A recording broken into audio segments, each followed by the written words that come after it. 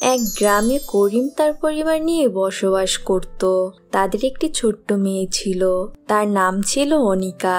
তারা অনেক দরিদ্র ছিল, যার কারণে করিম অন্যের জমিতে কৃষিকাজ করত, আর সেখান থেকে যা টাকা পেত তা দিয়ে তাদের কোনো মতো দিন কাটত। একদিন অনিকার মা সীমা ঘরের কাজ করছিল, তখন সেখানে অনিকা আসে আর বলে, মা, আমার একটা নেল পলিশ লাগবে। আমার সব বন্ধুদের কতগুলো করে নেল পলিশ আছে, আর কত সুন্দর সুন্দর নেল পলিশ হাতের নখে লাগায়।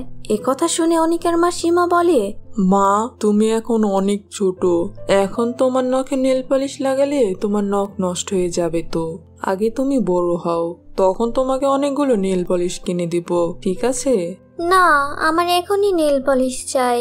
আমাকে আজই নেল পলিশ কিনে দেবে, আমি কিচ্ছু জানি না।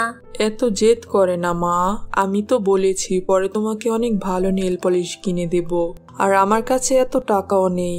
আচ্ছা যাও, সন্ধ্যায় তোমার বাবা বাড়ি ফিরলে তোমার নেল পলিশ কেনার জন্য টাকা রেখে দেব, ঠিক আছে?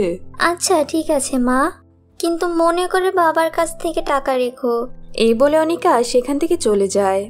অনিকা চলে যাওয়ার পর সীমা ভাবতে থাকে, ওকে তো বলে দিলাম যে সন্ধ্যাবেলা ওর বাবার কাছ থেকে টাকা রেখে দিব, কিন্তু তার কাছে যদি টাকা না থাকে তখন আমি কি করব?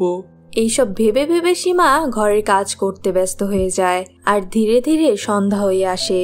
যখন সন্ধ্যায় করিম ঘরে ফিরে, তখন সীমা তার স্বামী করিমকে বলে, ওগো শুনছো, আমার কিছু টাকা লাগবে। অনিকা অনেক বলছে তাকে একটা নেল পলিশ কিনে দিতে হবে। তুমি ওকে বলে দিও এখন আমার কাছে কোনো টাকা নেই, জমিদার মশাই আজকে কোনো টাকা দেয়নি। তুমি ওকে বলে দিও হাতে যখন টাকা হবে তখন কিনে দেব।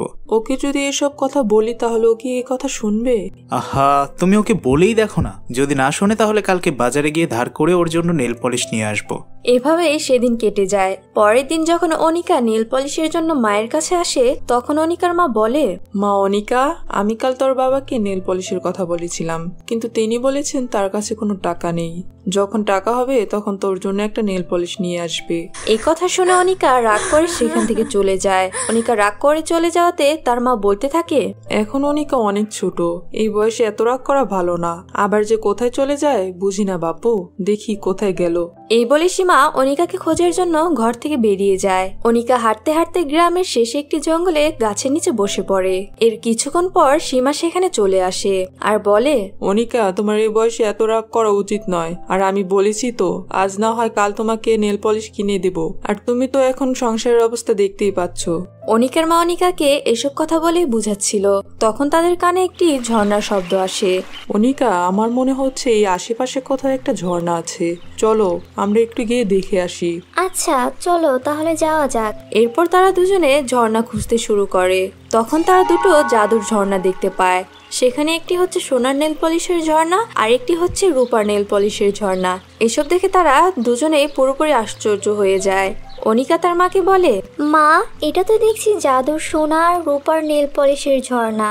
এখন আমি এখান থেকে অনেকগুলো নেল পলিশ নিয়ে যাব। এই বলে অনিকা সেই ঝর্ণা থেকে কিছু নেল পলিশ নিয়ে নেয়। তখন তার মাথায় একটি বুদ্ধি আসে। সে তার মাকে বলে, মা, আমার মাথায় একটি বুদ্ধি এসেছে, বলবো? হ্যাঁ মা, বল, কি বুদ্ধি? মা, বাবা তো অন্যের জমিতে কৃষি কাজ করে, এটাতে তো অনেক কষ্ট আর অনেক কম টাকা পায়। তাই আমি বলছি কি, আমরা যদি এখান থেকে কিছু কিছু করে নেল পলিশ নিয়ে বাজারে বিক্রি করি, তাহলে তো আমরা অনেক টাকা আয় করতে পারবো। এতে আমাদের বেশি কষ্ট হবে না। হ্যাঁ মা, তুই ঠিকই বলেছিস, তাহলে আমরা এই কাজই করব। এরপর থেকে তারা দুজনে সেখান থেকে কিছু কিছু করে নেল পলিশ নিয়ে বাজারে বিক্রি করত, আর ধীরে ধীরে নেল পলিশ বিক্রি করে তারা অনেক বড়লোক হয়ে যায় এবং অনেক সুখে শান্তিতে বসবাস করতে থাকে। ছোট্ট বন্ধুরা, গল্পটি তোমাদের কেমন লাগলো? ভালো লাগলে লাইক করে দাও, আর পাশের লাল রঙের বাটনটি ক্লিক করে সাবস্ক্রাইব করে দাও, তাহলে পরবর্তী ভিডিওগুলো সবার আগে দেখতে পারবে। ছোট্ট বন্ধুরা, আমার এই ভিডিওগুলো দেখেছো তোমরা? না দেখলে এখনই দেখে ফেলো, আর চ্যানেলটাও এখান থেকে সাবস্ক্রাইব করে নাও। বাই।